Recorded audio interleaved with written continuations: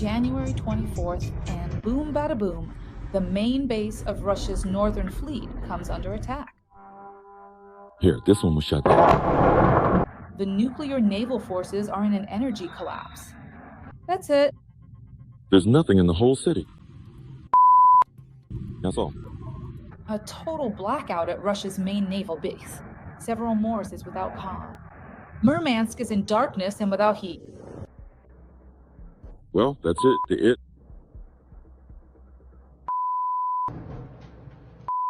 We're without power.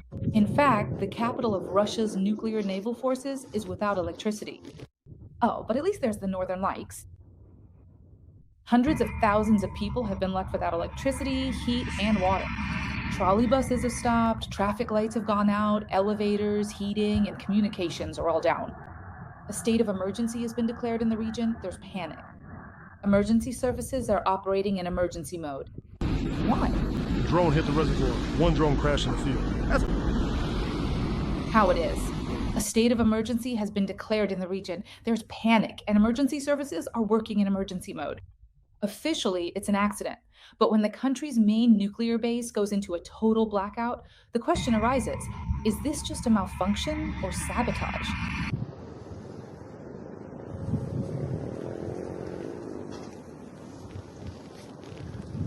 This is sensational, friends. The main base of Russia's northern fleet is in a total blackout. This is sabotage. The capital of the nuclear naval forces, the Northern Fleet of Russia, is in an energy collapse. Oh, but at least there's the Northern Lights.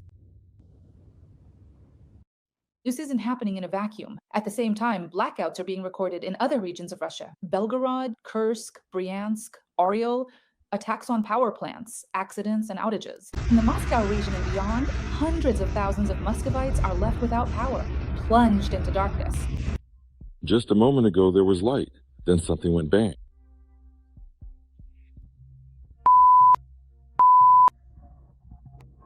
And now we've cut off power to Severomorsk and Murmansk. They're in the dark and without electricity.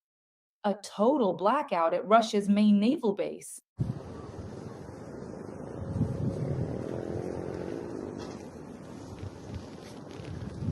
Is this sabotage by the Ukrainian armed forces? Or is it the final collapse of a system that can't even withstand the winter? Putin is getting ready for a meeting, and we're breaking down all the insider info in this blog. Friends, please like this video, subscribe to my YouTube channel, and let's get started. Let's start with the main quote. This is sensational. Severomorsk is the main naval base of Russia's northern fleet. This is where Russia's strategic submarines are stationed. It's a key element of Russia's nuclear triad. And it was here that a total blackout occurred. Electricity, heat, and water were all cut off.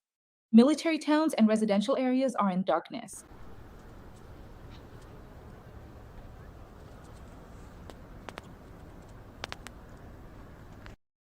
Murmansk is a city with a population of about 350,000 people. It was partially left without electricity and heating. Even the trolley buses stopped running.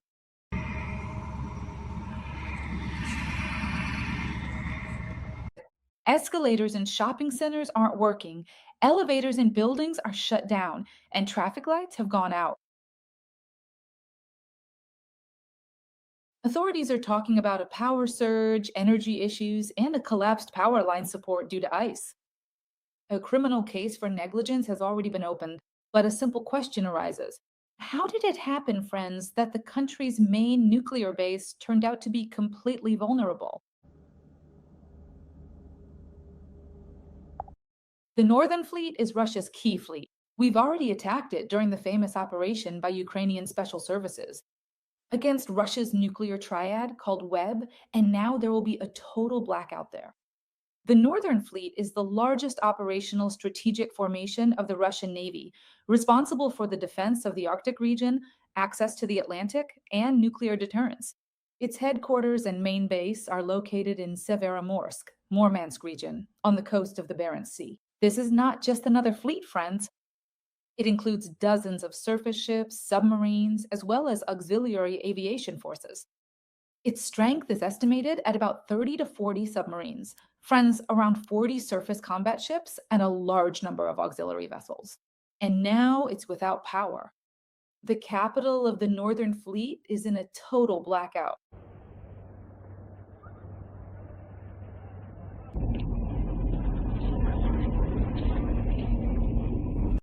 Nuclear submarines are the strategic embodiment of Russia's nuclear triad. One of the most significant parts of the Northern Fleet is its nuclear powered submarines.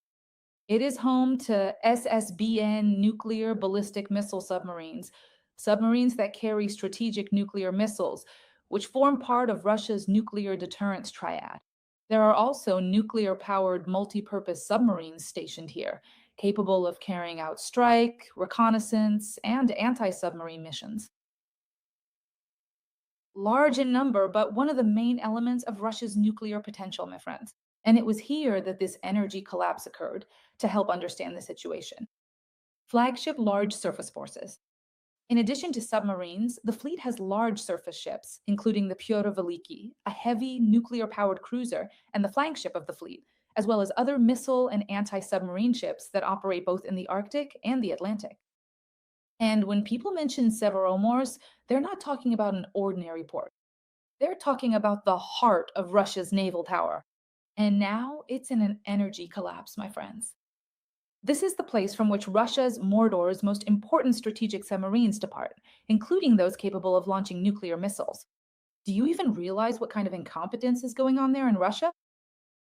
So, right now, it's very important to understand where the energy collapse happened and why this isn't just an accident, not just a power outage, right?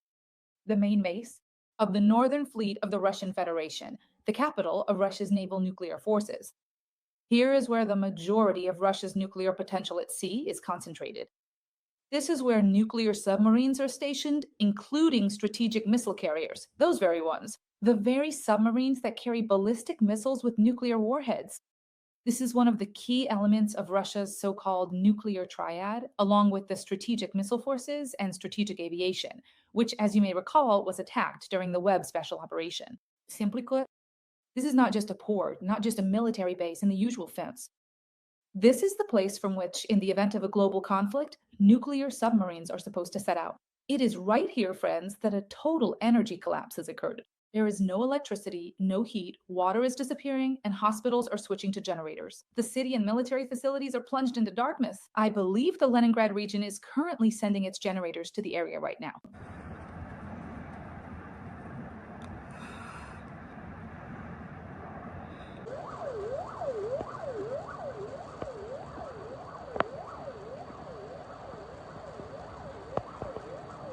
Officially, we're being told that there's an accident, voltage surges, icy conditions, and a collapsed power line support. The key question arises, that's right. How did it happen that the country's main nuclear base ended up completely without power? We can see that this isn't happening in isolation, right? At the same time, there are blackouts in Belgorod, blackouts in Kursk, Bryansk, Skoriel, attacks on thermal power plants, strikes on the energy sector, an explosion in the center of Moscow. At the investigative committee, a thermal power plant was blown up near Moscow. New blackouts for the occupiers. There's panic, and the governor of the Kursk region got into a car accident. Well, that's it. It hit us too. We're without power. The reservoir. 1. A drone burned, and he was just like that. Well, without any swearing, nothing.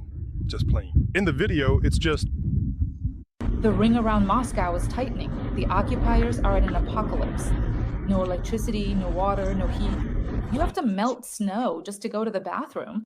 If you've never had to fill an entire bathtub with snow just to go to the bathroom, waiting for it to melt so you'd have at least some water, then you've always had it good.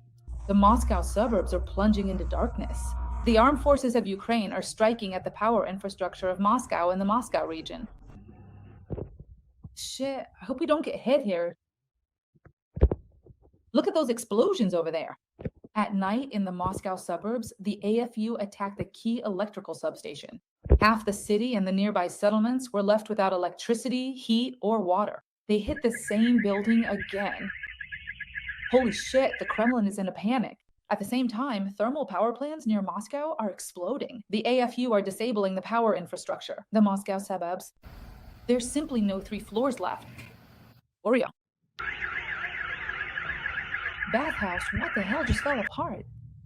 Belgorod, Bryansk, Orenburg, Orsk, CHPs and substations are under attack. I'm fucked. The second one is jumping in a row, damn. Unbelievable. 500,000 Russians without power or heat. Total freeze. Against this backdrop, Severomorsk is not the only case. In Belgorod, there are blackouts after attacks on the thermal power plants. Almost all major CHPs there have been attacked. There's a humanitarian catastrophe, and even the governor admits it. And military bloggers are telling me about the lack of electricity, heat, and water. Stores aren't working, food prices have gone up, and the governor is telling everyone that you have to buy generators with your own money and protect your homes yourselves from the cold and hunger. There's a humanitarian catastrophe in Belgorod. We Had a real, almost total blackout. That is, the whole city and part of the region were literally plunged into darkness. In the Belgorod region, there's no electricity, no water, no heat, and the generators aren't working. You have to buy generators for yourself. I understand that people have different incomes, and not every family can do this. The war correspondent says the ring around Moscow is tightening. There's no electricity, no water. In fact, nothing has been provided yet, and it's unclear what will happen next. A very difficult period has begun, and the protection of one's own home is, of course, largely in one's own hands. So, the sponsor of our today's expedition, nighttime toilet and bathing, Snowman. Went out to collect water so I could wash the dishes. We're gathering snow in the heat. The previous batch I had is already melted.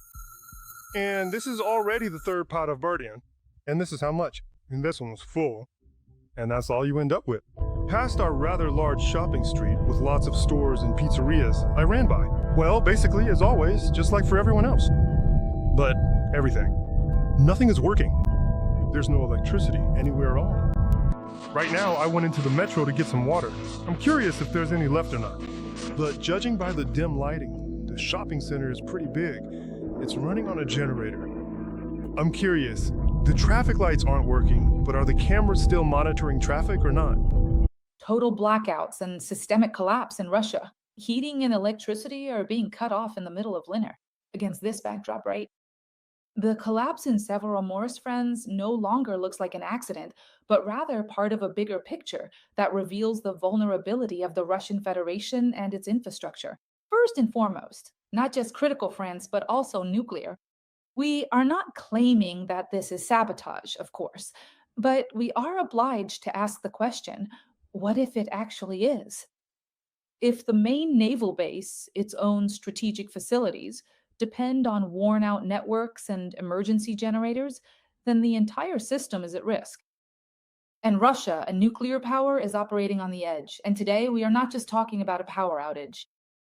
We are discussing how well Russia's key military facilities are actually protected, and what will happen if such failures become the norm, friends, rather than the exception. Friends, let us know in the comments what you think about this. We are moving on to the next topic. Blackouts across all of Russia. In Kursk, Bryansk, Oriel, and even Orenburg, there are disruptions with electricity and heating because we are attacking the thermal power plants. The ring around Moscow is tightening, as you well know. Yes, today it is very difficult to attack Moscow because of the massive layered defense system. But it is absolutely possible to take out all the thermal power plants around Moscow, and that's exactly what the armed forces of Ukraine are doing. Russia's energy infrastructure is failing in different regions simultaneously. Russia, which spends billions on missiles and the war, continues to rely on worn-out networks and Soviet-era transformers. Any strike, accident, or overload, and entire cities, my friends, are plunged into darkness. And against this backdrop, the Severomorsk collapse no longer looks like an accident, but rather part of an absolutely huge and overall picture. But also, Engel, there is a strategic military airfield there. There is strategic nuclear aviation, aviation that is capable of carrying nuclear. We attacked the battleship regularly. Engels, you know this very well. Accordingly, the aviation and oil depots in Engels are the work of Special Operations Forces, the special services of the Ukrainian Armed Forces of Ukraine. And here separately, Saratov region, city of Engels, residents of dozens of apartment buildings have been living without hot water and heating for more than 10 days. The temperature in the apartments is 13 to 15 degrees. Children, pensioners, and families are freezing in their homes. Authorities are panicking. Schools and kindergartens are told to dress children warmer. People are filming appeals, asking the investigative committee to intervene. Friends, this is Russia, the one that attacked Ukraine. This is payback. This was a retaliatory strike. The reason is the boiler houses, the attacks on the thermal power plants, the debts of the utility companies, and the complete inaction of the local authorities. A criminal case has been opened, but heat, water, and electricity have still not returned to the homes. Severomorsk is without power, Murmansk is without heat, Belgrade, Kursk, Bryansk, Oriol, Orenburg, blackouts, the Moscow region, blackouts, Engels. The Russians have been leaving their own people to freeze for weeks. These aren't isolated accidents. This is a systemic collapse in Russia. While Russia threatens the world with nuclear weapons, its own nuclear bases are left in complete darkness. While Russia attacks Ukraine, destroying its energy infrastructure, it itself is living by the principle of freeze, freeze, wolf's tail. Now, the question is not just whether this is sabotage or negligence. The question is how many more such outages are ahead and what will collapse next. Friends, please like this video, subscribe to my channel, Dasha Shaflavi, and write a few kind words in the comments to support Ukraine and the armed forces of Ukraine. Thank you to our Army, the armed forces of Ukraine. Glory to the AFU, glory to the heroes, and thank you to our energy workers. We will definitely win.